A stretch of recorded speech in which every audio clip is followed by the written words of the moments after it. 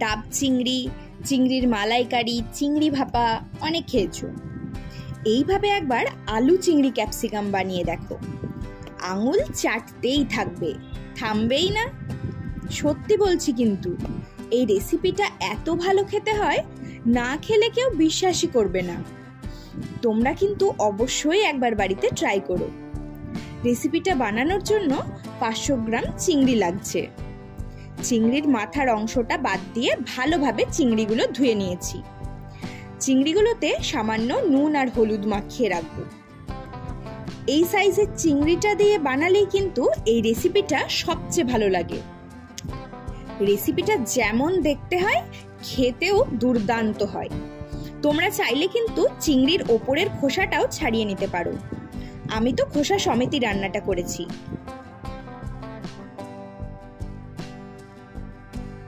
আর নামেই যেহেতু আছে, তাই আলু আর ক্যাপসিকামটা তো লাগবেই।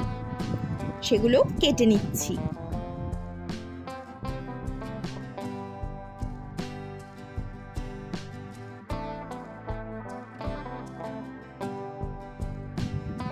আলুটা কিন্তু এভাবে লম্বাটে সাইজ করেই কেটে নেওয়ার চেষ্টা করবে, তাহলে দেখতে বেশ ইউনিক লাগে।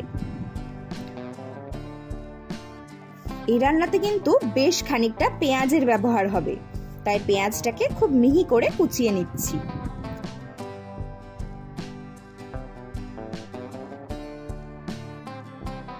বেশ কয়েকটা কাঁচা লঙ্কাও কুচিয়ে নেব। তোমরা কিন্তু তোমাদের টেস্ট অ্যাকর্ডিং ঝালটা অ্যাড করবে, তবে এই রান্নাটা একটু ঝালঝালি ভালো লাগে। আর দুটো টমেটোকেও কুচিয়ে নিচ্ছি।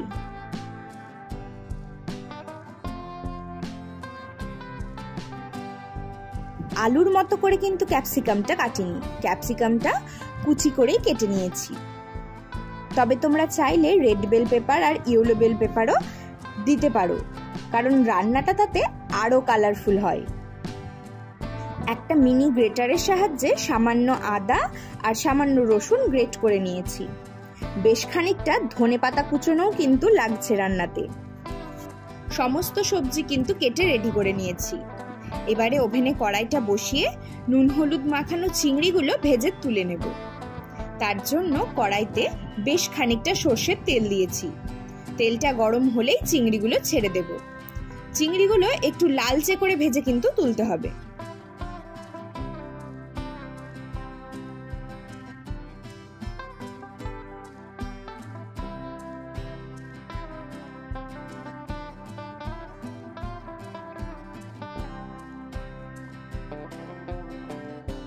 এবারে চিংড়ি ভাজা তেলের মধ্যে সামান্য গোটা জিরে ফোড়ন দিলাম। পেঁয়াজ কুচোনোটা দিয়ে দিচ্ছি এবারে।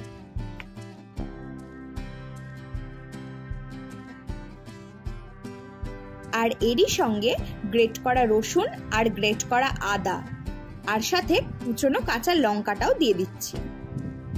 এই উপকরণগুলো বেশ ভালো মতন একটু ফ্রাই করতে হবে। 2 থেকে 3 মিনিট হাই ফ্লেমে কুক করে নিয়েই অ্যাড করছি এবার কুচোনো টমেটো।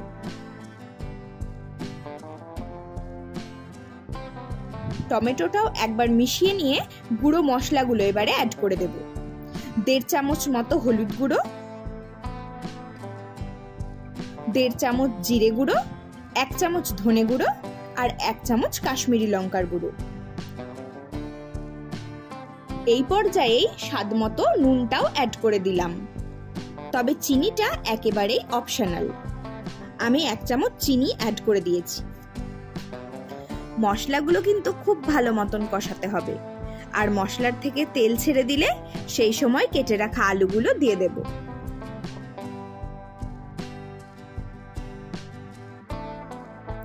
আলুর সাথেও মশলাটা ভালো মতন কষিয়ে নিতে হবে।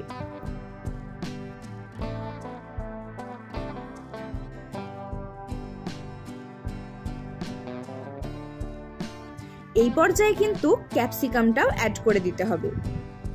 এবারে সবকিছু ভালো মতন মিশিয়ে নিয়ে ঢাকা দিয়ে রান্না করে নেব 7 থেকে 8 মিনিট মতো।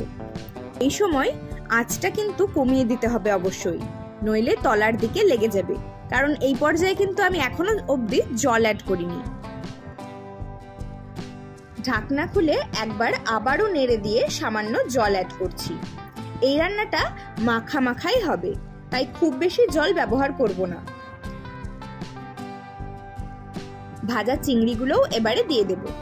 চিংড়ি দেওয়ার পর চিংড়িগুলো ভালোভাবে মিশিয়ে নিয়ে আবারও ঢাকা দিয়ে খানিকক্ষণ কুক করে নেব। তাহলে কিন্তু আলুগুলো খুব ভালো মতন সেদ্ধ হয়ে যাবে আর তরকারির মধ্যেও চিংড়ির যে সেন্টটা সেটা ভালো মতন মিশে যাবে। দেখো তরকারিটা কিন্তু খুব সুন্দর ফুটে উঠেছে আর আলুগুলো প্রপারলি সেদ্ধ হয়ে গেছে। এখন শুধু কুচিয়ে রাখা ধনেপাতাটা ছড়িয়ে দিলেই রান্না কমপ্লিট। তবে ধনেপাতাটা দেওয়ার পরও আরেকবার অবশ্যই ঢেকে দিতে হবে, তাহলে রান্নাতে ধনেপাতার ফ্লেভারটাও খুব ভালো মতন পাওয়া যাবে। এই রান্নাতে ক্যাপসিকাম ধনেপাতা দুটোরই ফ্লেভার দারুণ লাগে। এইভাবে নাড়তে নাড়তেই দেখবে সমস্ত জলটাই তরকারিতে টেনে নিয়েছে। এবারে তরকারিটা একটা পাত্রে নামিয়ে নেব। তোমরা কিন্তু অবশ্যই বাড়িতে এটা বানিও, সত্যি বলছি, একবার বানিয়ে দেখো এভাবে, তোমাদেরও দারুণ লাগবে, কেউ নিরাশ হবে না। এই রেসিপিটা খাওয়ার পর আমি চিংড়ির এই রেসিপির খুব বড়সড় ফ্যান হয়ে গেছি, তাই তোমাদের সাথেও শেয়ার করলাম। ভিডিওটা ভালো লাগলে অবশ্যই লাইক কমেন্ট শেয়ার করতে ভুলো না আর চ্যানেলটা সাবস্ক্রাইব করে পাশে থেকো। আজ আসি, টাটা।